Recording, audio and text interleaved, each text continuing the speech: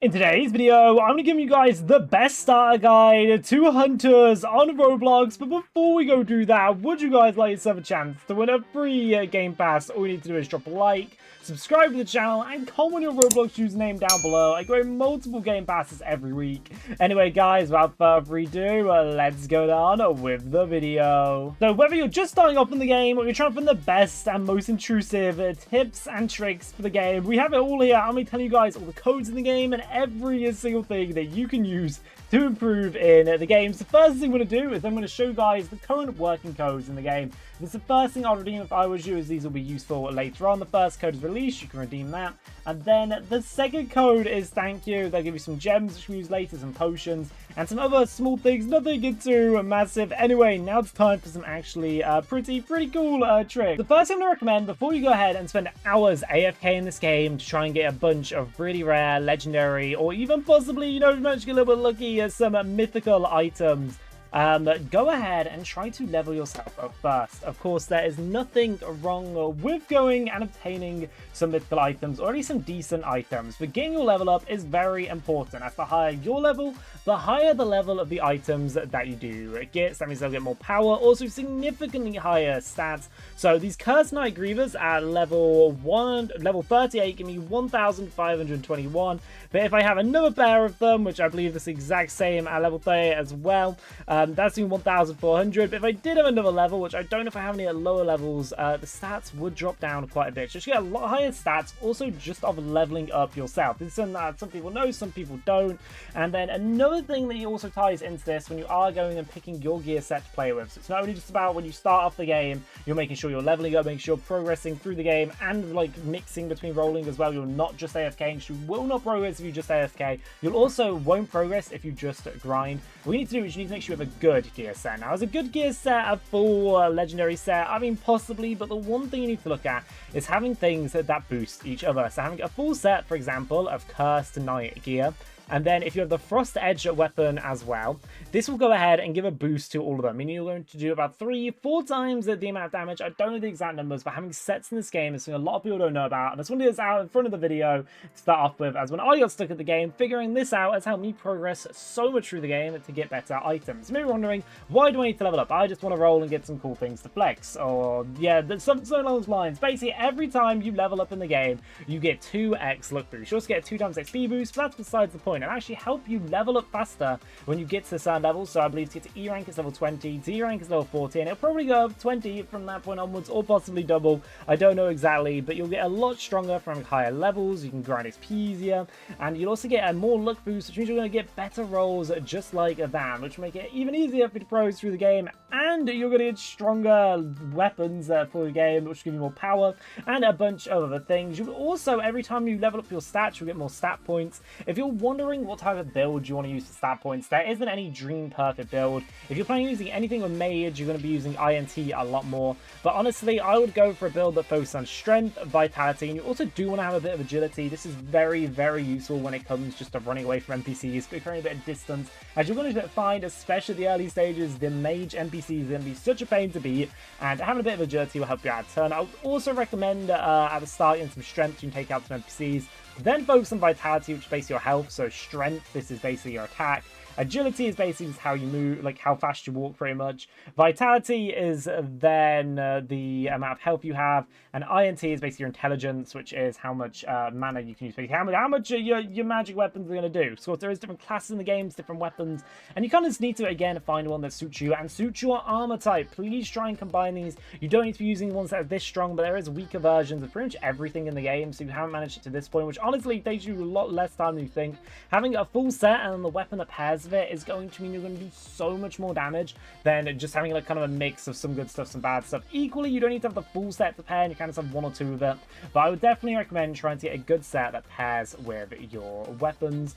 Now, next thing we're going to go on to is when you join the game, actually a 30-minute thing you can obtain. All you need to do is like the game, the group. You've probably done all that. If not, it'll be somewhere in the right-hand corner. I've, of course, already done it as I've been playing this game for a bit. But you can actually just get a free Game Pass like that. It's that simple, that easy. And I believe it gives you the Divine Speed Game Pass, which makes it a lot easier to go ahead and roll things in the game. You may also notice, whenever I'm rolling, I am rolling multiple times, we'll talk about that later, I actually have this thing called hide roll, which a lot of people don't know. So when you roll, it probably also turns this on your screen, and although this is very cool at the start, if you try and do anything in the game, it gets very confusing. So you just press the little toggle down here, you'll hide roll. Also, if you do that Gamepass, you'll make sure you have quick roll, and you want to make sure you have auto roll on, as that's just going to make it a lot easier for you when it comes to rolling, and it's just kind of in the background, it is passive. The next thing, and I kind of do have to mention this, and now this is not needed in the game, but if you are planning on spending Robux, or you can spend the games in-game, free currency, which you just get, just in beating stages in the game, and pretty much just playing the game here for free. Of course, it does cost a lot more with that currency. You can actually buy extra rolls. That's how I'm rolling 3 at a time from this. You can also then buy game passes, just a mega luck boost. If you're honestly trying to buy some sort of cheap luck boost on a really good offer right now, to go for that. Then you've also get divine speed for free, 2 times XP. This will save you so much time in the game. And everything else you don't need it, but it will help you out. Mega luck again helps you out. Extra rolls will help you out. So you could argue it's all a pay to win there, but honestly, they are definitely worth it. Also, right now, buying things you get twice the amount. Anyway, besides the point, I want to try and keep the rest of the tips in this video as free to play as possible, because I want this to be as easy for people to follow as can do. And also make sure I don't really miss anything. And now I'm going to the next thing, which honestly, out of every single thing I've done in this game, helps you the most, and that's playing with friends. Every time you play with friends, the game says it here, you get an extra 10% luck boost. So yes, you could go and spend all your Robux buying game passes, or if you just get in a full server with friends, you're going to be getting the same as if you bought the game passes. You actually get a lot of luck boost. Also, just playing the game with friends or other players. Only if you're friends, I'd highly recommend getting a friendage to get the boost from it. But when you play the game, you can set one up. We just set one up like the lowest thing. Friends can join here, and honestly, I mean, for the earlier stages, this won't really be needed. But the later stages, not even the later stages, even at the start of the game, having friends can help you out so much. As the mages in this game are genuinely at the start, I had such a nightmare with them. They will take you out so many times. As you do get better and you do progress through the game, you learn ways to beat them, such as going ahead, and when there's a bunch of mages on you, you can actually just separate them, which is a really helpful thing to do. If you're wondering when it comes to crafting this game, crafting for most players isn't really something you'll be doing at the very start of the game, just because it's very expensive, and you kind of have to get luck based as well. There's also only a percentage chance to craft. So although crafting is good, it's probably for new pros later on through the game. So I wouldn't stress about that too much. You'll just get data rewards for free. You can then also see what stuff you've rolled, but again, that doesn't really help you out too much. And then you can go in your inventory, and when you're in your inventory, there's actually a few settings here that are quite cheeky and quite helpful. So this is basically auto delete. So when you roll it, if you don't want it, especially when you go for AFK, you can pick a rarity. So for me, anything below legendary, I do not want. So I have that on auto delete. So that means I'm only going to be able to have legendary items. I may have some before when I didn't delete it. And it is important to note your skills also aren't legendary. They'll be epic and rare. So just to keep that in note as well, and remember that.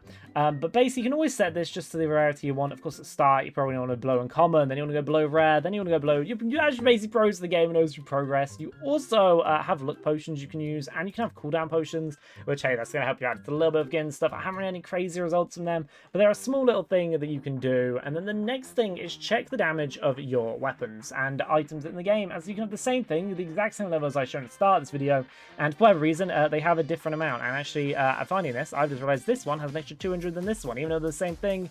This one is a slightly higher level, so if I equip this, I'm now even stronger. My powers went up, and everything looks a lot better. These greaves right now, they're level 38, and then these ones right here are level 38. So the exact same, but it's about 30 damage difference. So it doesn't really matter necessarily about the power, it's about the difference there. If running how skills work, certain skills only go with certain items, so it really depends what you're using. If you're using like a type of just normal typical sword, you're only wanting to use these two. This is for, I believe, great swords. It'll always say what it is for. It isn't a very small amount. You can also put multiple of the same thing on if you want. It just will not work. You won't be able to use it. It's kind of a waste there. You also get spells. You are a healer, and there are some heals items as well. And there's actually full gear sets that work with healers that you'll probably need a lot of. So that is something also to note. But when it comes to the game, the biggest thing I want to make sure I try and get across to you is make sure your pure focus is to level up and rebirth you basically, so you can go and get the boost in the game, which will speed you up so much. When it comes, make sure you have a really balanced and like good, well combined gear set, because that's gonna make your damage go up by a very chunky amount. Anyway, guys, thank you a ton for watching today's video. I've actually never made a video on this game before, and I know I've been interactive on this channel. So if you did enjoy this video, stick around, because I'm probably gonna post a lot more videos in this game. Anyway, guys, thanks for watching. See you next one. Bye.